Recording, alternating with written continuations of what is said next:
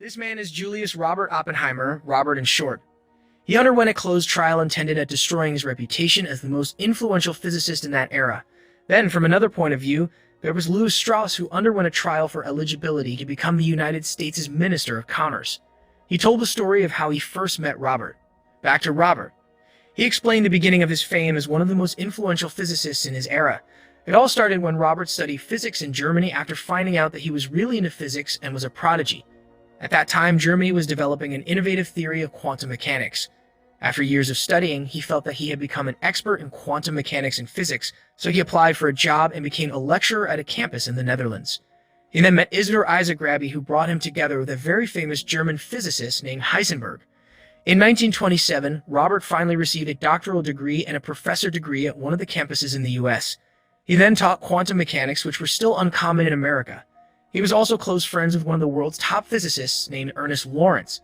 Initially, Robert only had one student, but over time, more students became interested in his class and liked to discuss with him because the lesson he brought was very interesting.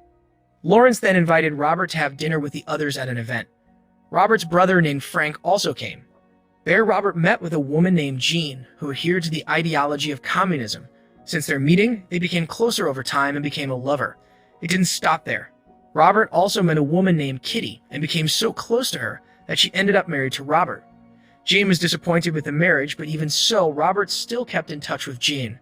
The next day, when Robert was at the campus, Lawrence told Robert that he had to be careful because the Germans had succeeded in making a new kind of bomb which was believed to have a very powerful explosion, and that he could be spied on by the Germans because previously he had studied in Germany and he could be considered a threat.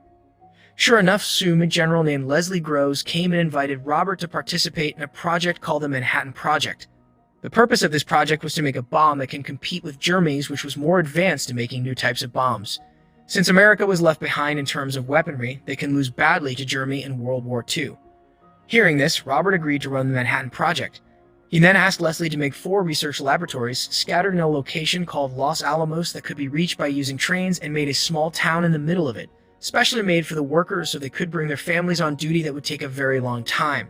In addition, the place was also suitable for this very secret research and also far from settlements for testing the bomb. Leslie agreed and immediately granted Robert's requests. In mid-development, Robert and Leslie met famous physicists in America to invite them to the project. Some of them disagreed because of the requirements to stay in a remote place for a very long time. But since the states needed their services to win the Second World War against the Germans, they had no other choice but to join in. Isaac, who was ordered to join the Manhattan Project, was reluctant because this project could cause serious problems, even a bigger one of which can destroy the world and lead into a more terrible war, but even so, he had no other choice but to serve his country. Long story short, the town was successfully built. Robert, along with the other physicists, immediately started the project, but soon after, Robert found a problem because of an incorrect calculation. A physicist named Edward Teller confused everyone. Robert thought that Teller's calculation was wrong. Therefore, a confused Robert went to see Albert Einstein for help. After meeting with Einstein and giving Teller's calculation, Einstein felt that if a bomb used this calculation, the bomb's explosion will be so big it can even damage the Earth's atmosphere. The next day, Robert invited Kitty and his 2 children to live in Los Alamos because he had to be there often for the project. After that, Robert and other physicists discussed the materials to be used for the core of the atomic bomb, namely uranium and plutonium, which were expected to have the explosive power equivalent to 1,000 tons of TNT, but Teller suggested they use hydrogen because according to him, the explosive power would be greater, and they could get an explosive power equivalent to 1,000,000 tons of TNT. Instead of the better option suggested by Teller, Robert still chose to use uranium and plutonium instead. They then discussed the model of the trigger for the core fusion to detonate the explosion. Soon after, a physicist named Klaus Fuchs came to participate in the Manhattan Project after Robert recruited him. Because of his actions for recruiting someone as he pleased, Leslie was angry because it was a very confidential project and there could be spies from Russia or Germany who secretly worked there if they were not careful.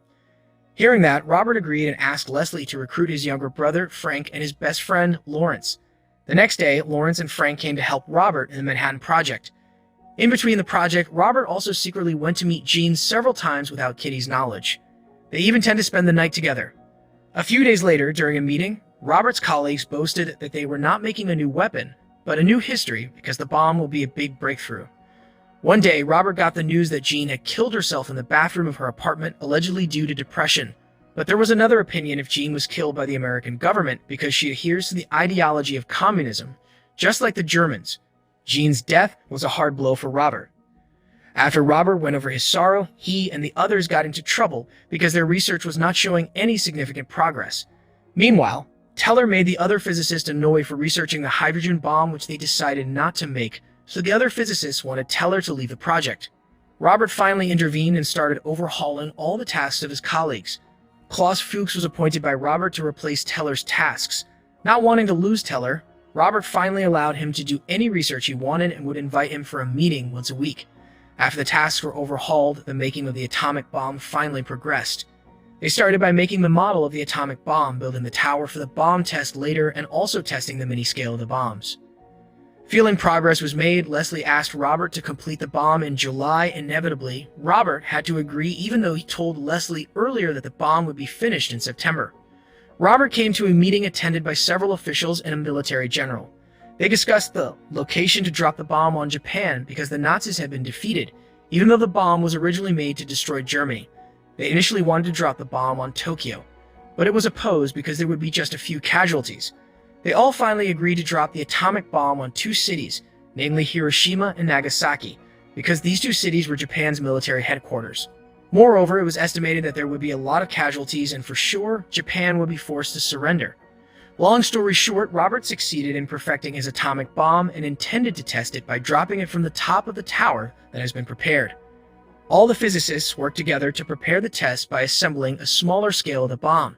Not only that, Robert and the others also made several posts with calculated distances for them to see the explosion from the atomic bomb while avoiding the harm caused by the shockwave. They intended to test the bomb at night so they could clearly see the explosion. When the night came, unfortunately, the weather was not suitable for the test, so the trial inevitably had to be postponed. Even though it was postponed, they all still had to prepare for the test by checking the bomb periodically, and after the rain stopped, Robert started the test. One of the physicists was also asked to see the changes in the electric current, because the slightest change could be fatal. The test went as expected and people were very happy, because with the help of the atomic bomb, Japan would be defeated and the Second World War would end. Everyone in Los Alamos congratulated Robert for his brilliance in leading the research.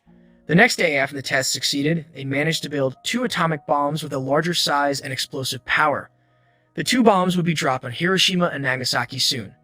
After succeeding in making the atomic bombs, Robert somehow felt that his invention might also trigger another war between countries.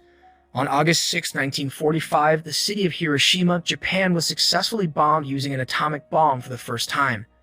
Of course, that made the military soldiers very happy with the landslide victory of America, but not for physicists, because thanks to their invention, many innocent civilians were also affected.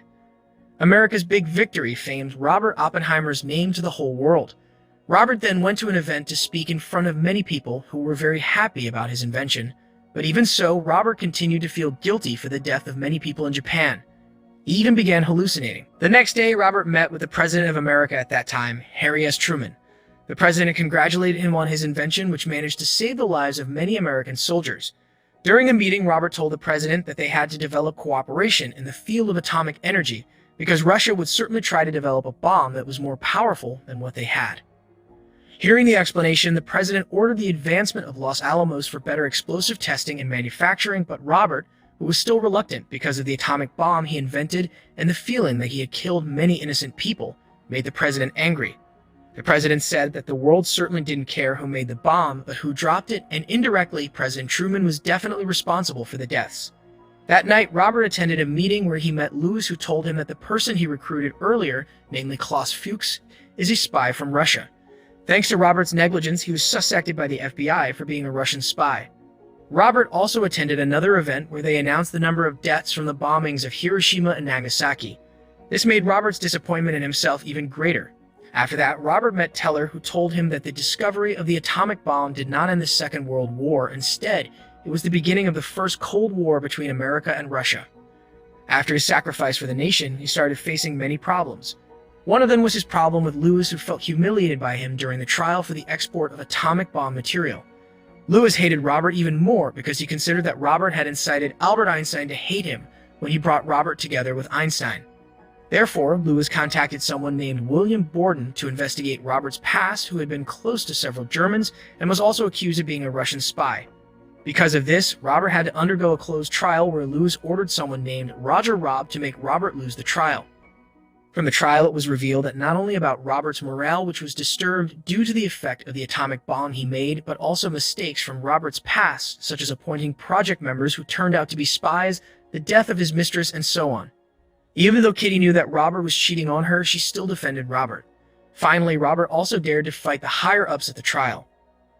At the trial, Lewis presented a testator that was sure would side with him named David, but David instead revealed that many scientists actually hated Lewis. This statement immediately made Lewis fail to become the Minister of Commerce. After various accusations leveled against him, Robert was finally declared loyal to his country, but he had to lose access to the project, which made him unable to participate in the development of the hydrogen bomb led by Teller. But even so, Robert accepted the results of his trial gracefully. In the end, it was revealed that Robert did not incite Einstein to hate Lewis, but they both talked about moments in the past when Robert discussed the mathematical formula regarding the effects of the explosion caused by the atomic bomb that he was working on, which turned out to have the potential to destroy the world.